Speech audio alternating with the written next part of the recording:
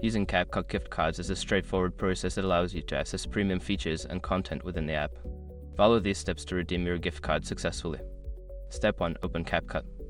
Launch the CapCut app on your device. Ensure you are logged into your account or create a new one if you haven't already. Step 2. Navigate to the store. Once in the app, look for the store or shop option, usually found in the main menu or settings. Tap on it to access the available features and items.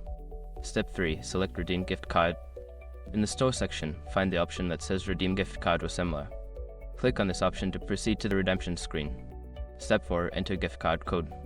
Carefully enter the code printed on your gift card into the designated field. Double check for any typos to ensure the code is entered correctly. Step 5. Confirm redemption. After entering the code, tap the Redeem or Confirm button. You should see a confirmation message indicating that your gift card has been successfully redeemed and the credits or features are now available in your account.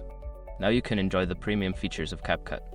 If you encounter any issues during the process, consider checking the app's help section or contacting customer support for assistance.